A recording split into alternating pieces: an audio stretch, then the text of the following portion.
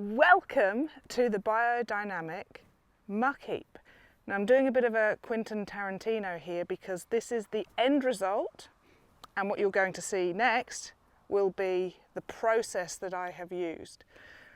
For everybody learning something new, especially regenerative farming, I believe that what you learn you have to take and put into practice in your context. My context here is it is extremely hilly and really difficult access. So this is the result with the help of bush turkeys.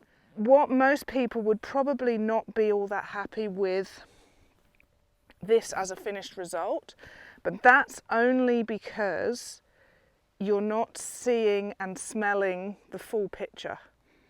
So where this is going is my leptospermum mixed orchard, and when you see that video you will realise that the major ingredient that's missing is actually the soil organic matter. So this is still beautifully not broken down organic matter. Underneath it smells deep, rich, layered, and I know that it's ready. Now this is after, I'm going to say 5 moon cycles, but I could be wrong. So whatever I've written down at the bottom, that's the correct one. So let's have a look, dig down, delve deeper, and we'll see what's happening underneath. Believe it or not, it is still moist as well. There's some tree roots. Of course, because everything has just reached into here from around.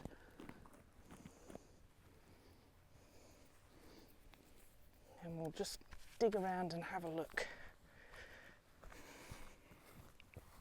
So what I've just dug up, in amongst all the roots, I'd just completely forgotten about all the roots, is it's spongy and it just has the best smell to it. There is actually fungal activity, and I think that's probably what I can smell, that decomposition. It's almost got like a bit of a lime or a lemon smell to it. There you go. You see that?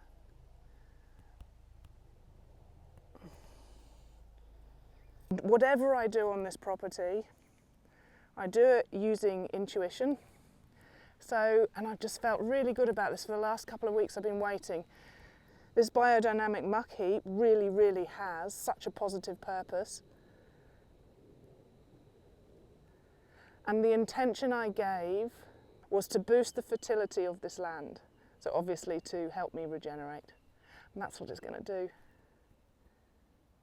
So enjoy the making of this.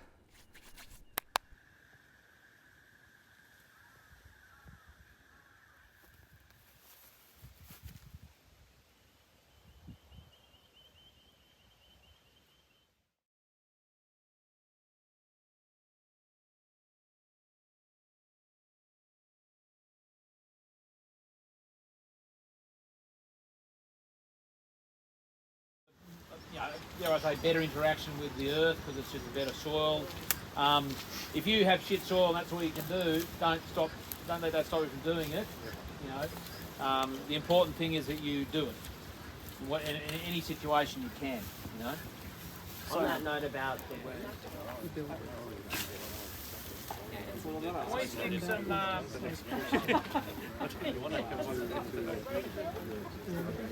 hose up there. Can we put water in it? Darrow? Well, I think the other one. No, that's good. That's perfect. We'll just get a bit of water in there. Yep. Can someone throw the nozzle in there?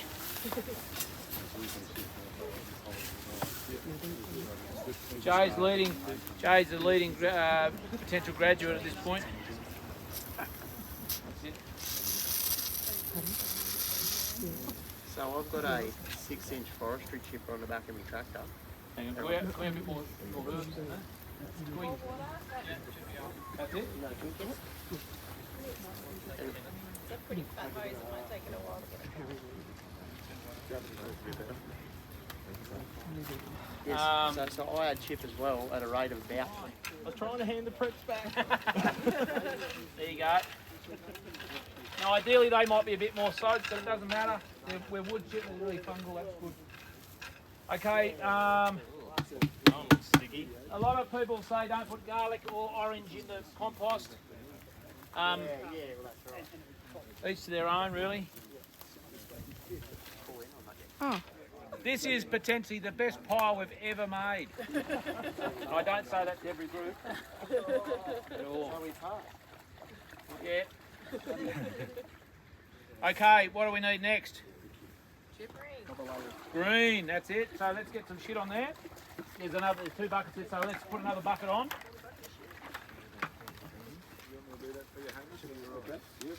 Am I supposed to be alternating? I'm watching you going backwards and forwards. Am I supposed to be doing that? Get into a vortex and reverse. Okay. So we'll put that bucket on. Yep. We'll sort of yeah, a bit of that. Yeah, that's working well. That's it. No, this is good. Like that? Good shit application technique there. Rightio, get your corners. That's good. We might just throw a bit of that on as well. Bit of ash. Carbon. Now what I do with these compost preparations, I just make a little bit of a ball, like golf-sized ball. Does someone want to arrest that pitchfork from Jay? Anyone want to? I'm taking notes. This is not going to be the best pile we've ever built. It's built by 2 people. Randall, do you want to give us a smile? I can't do 2 things. And Randall stirring the 6th preparation, which is the yarrow, which is the little one, yeah? Just giving it a good stir backwards and forwards. Did you add that to... And going the other way. Did you add that prep to soil? He's trying to drink some of it. Yeah, just a little clay cup. You want to get a bit sleepy, do you? Long trip home. I think we might leave it there. I think the timing's perfect. So then Hamish will I don't know if impregnate the right word. He's going to keep putting what we've got left. So they go in separate places, yarrow there, and then the chamomile next goes there. What are you doing, Hamish? The metal one goes here in the middle.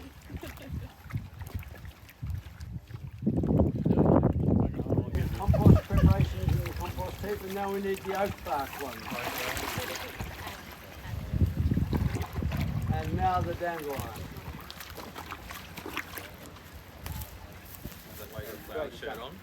And it's like a card, 5, 1, 2, 3, 4, 5. There's nothing magic about that. Just the spacing. Make sure they're in separate places. They're not in one place. And just again, your organs like their proper place to work. And if they get in the wrong place, you get sick. If your heart starts to operate in your head, you get a migraine sort of thing. Yeah. Each organ has its place and its function. So we put them in place, and I'll show you some slides. There's a guy down in Mildura made a big heap, and when he pulled it apart, he found there were fungal lines between the different compost preparations that actually created their own relationships, so to speak. Yeah. Don't be too fussy. I'm divided up in about 15 or 20 metre lengths, and then put a set in for each 20 metres. Some people will just treat it as one big heap. I did a workshop at Omar in the north of Ireland one time, and there was a guy there from the far north tip of Ireland, and he had a 90-acre farm, 110-acre farm with 90 paddocks with stone walls, so he wasn't going to change much very fast. But he treated his whole farm as one compost heap. So you see how I've put 5 preparations there. Of his whole 110 acres, or 90 acres, whatever, he put a considerable amount of preparations in 5 places around the farm. Yeah. Now, I'm always inspired by people who think creatively yeah, in that way. And so then, like you've said, that fungal relationship would have been Yeah. travelling across the No, farm. that one Yeah. under, Amazing. that's it. Yeah. So, and that's why the important, that's why I find it important to teach it the way I taught it this morning, where it's the planetary connections, it's those connections that are the real thing, and it's the practice is how can you imagine getting it down into your situation, yeah? And that to me, I teach it because I hope that'll free people of dogma. As I say, you can be naive or you can be, you can luck out, but at least you know what you're trying to, what the intention is, so to speak, yeah? Because like, you know, Copernicus and Kepler and all those sort of people, they were heretics at first, and it's taken 200 or 300 years for them to be accepted. So a lot of this stuff will be like that. We're in the heretic phase sort of thing, yeah? And it'll take time before the scientists really get on board with what we're doing. Yeah, and I'll show you some slides that will give you run off. It's too wet, it's all hard to put some straw in. So, Hamish, just saying, The squareness, you wouldn't recommend we'll wetting that throw it every on. time? Like, shouldn't have away it goes. That's why if you've got everything where moisture was when it's growing, it shouldn't need to be Right, checked moisture. Yeah?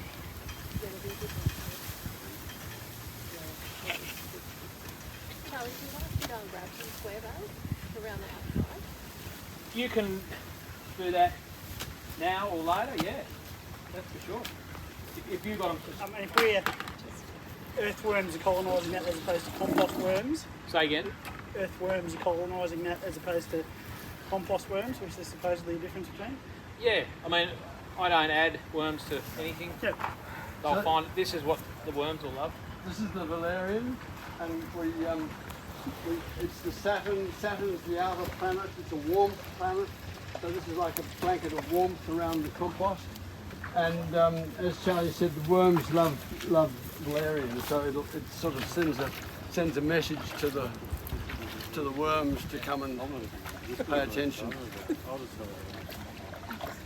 it have a smell? Sorry? Does it have a smell? Yeah, It smells something. Yeah, it's like, well, I thought it was alcohol.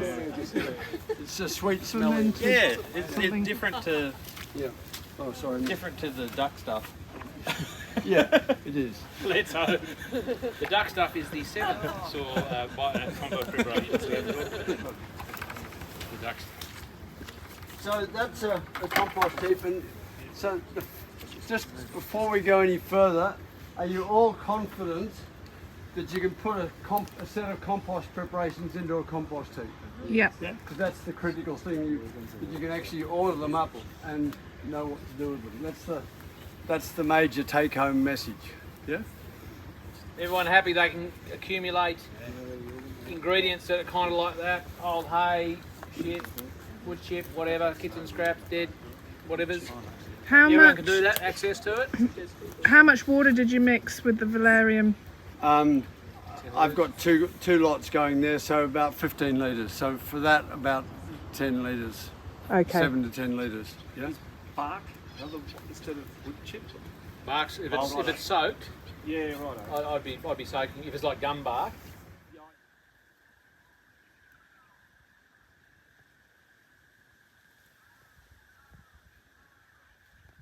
Okay, so I thought I would do a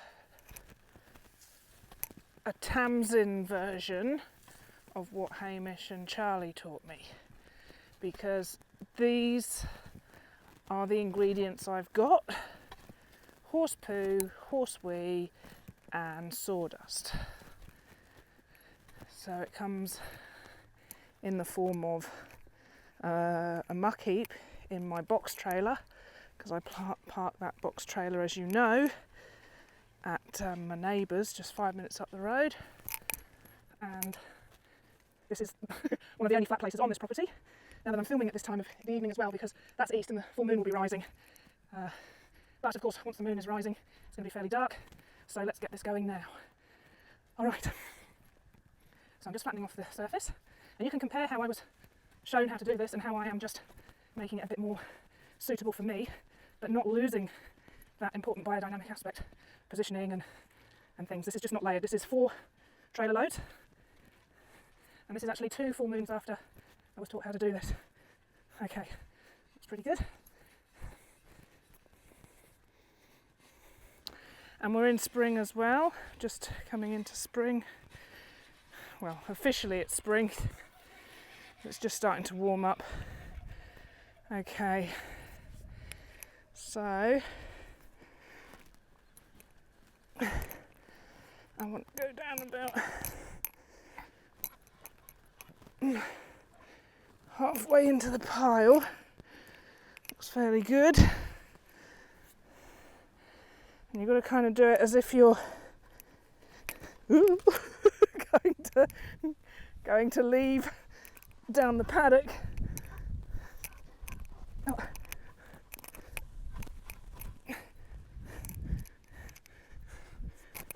That's good. I'm just going to try and get in. Might be easier if I can get up there. That's better.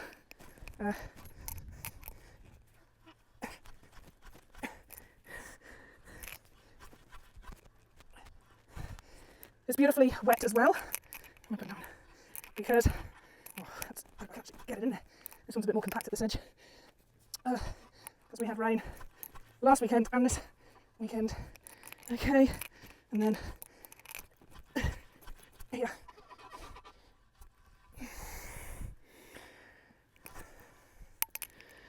Okay.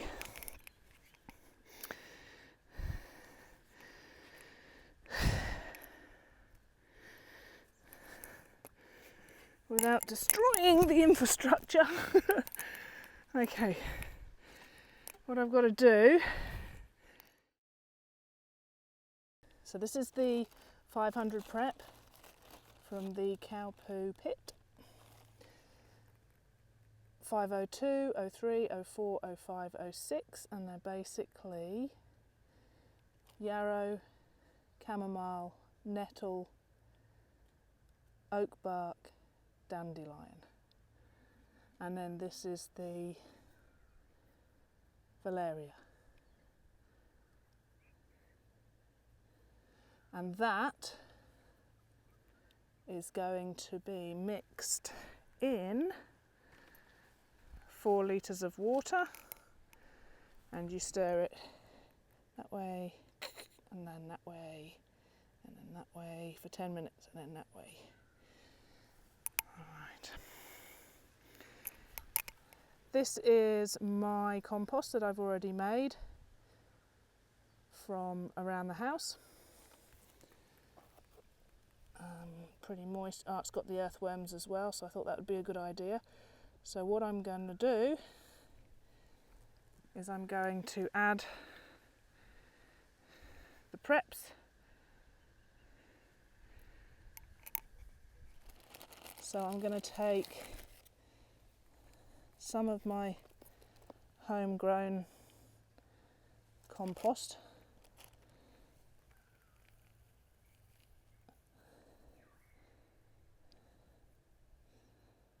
and mix it with a little bit of this, and then what you do is you make, it's a bit like doing ceramics if you've ever done ceramics before. I'll just make it a bit more moist and a bit bigger. Okay, and then you just put you make a cup and you just put your thumb in there, and then that's where you put your prep.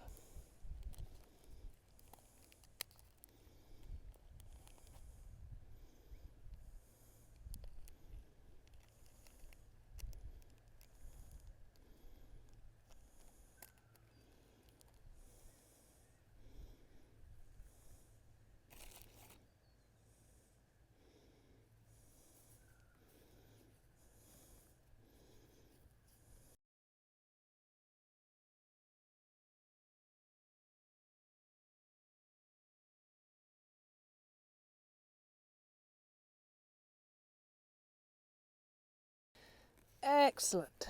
Okay, so 2, 3, 4, 5, 6.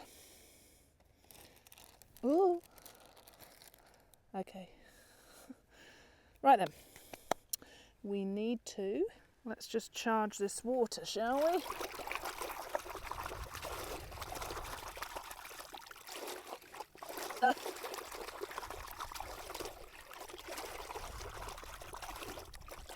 I'm not very good at going clockwise. My natural way is anti-clockwise. Okay, let's pop that in.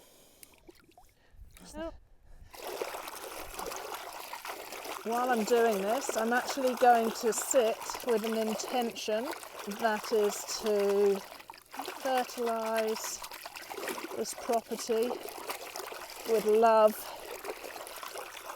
and vigour.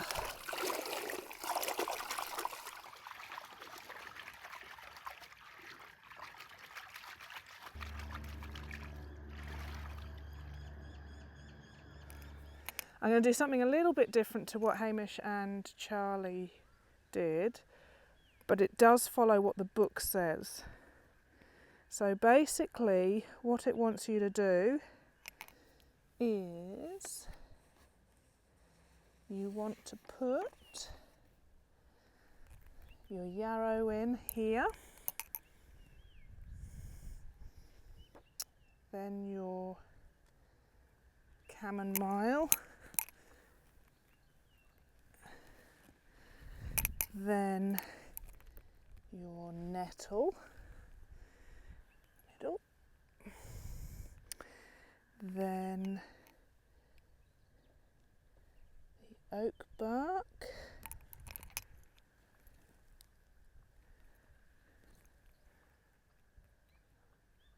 the cannonball hasn't gone down properly.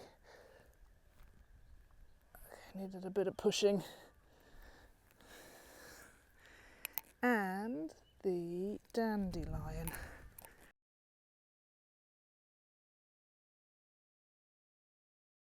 This one will need a bit of pushing as well.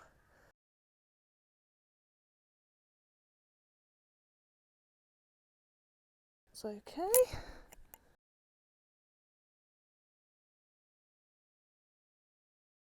Okay, and then to fill up the rest of the holes, I'm actually going to use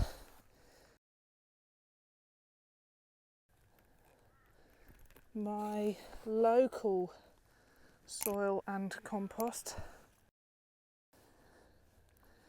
and this has been the muck heaps from earlier that has just done wonders with my clay soil. So I thought I'd introduce it, and there's worms in there as well. So I'll just backfill. It's got stuck too. I'll just backfill. Not sure what that is.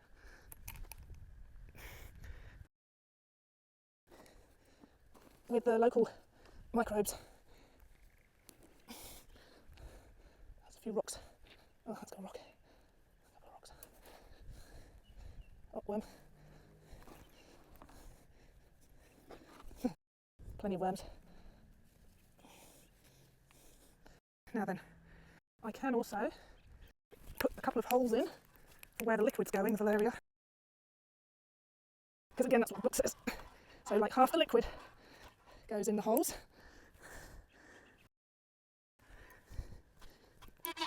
That's pretty compacted because I've been standing on it. Okay.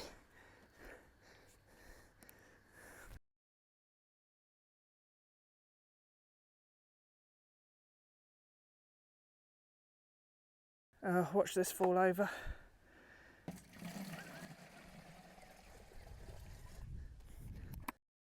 So any spillage doesn't matter because it's going on here anyway. So, and then I shall backfill these holes with the rest of the local microbes.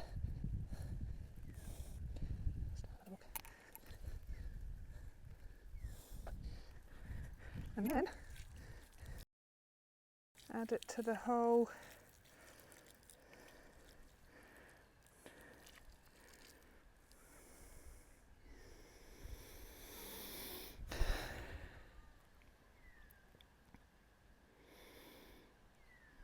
with all those beautiful positive intentions to grow, fertilise, invigorate, regenerate. Knowing what I know, I have to say that was quite spiritual really, because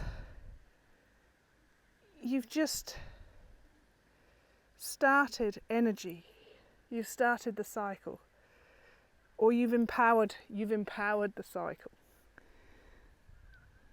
Because it was going to happen anyway. How special is that?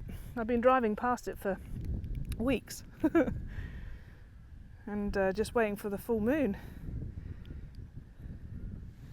How beautiful.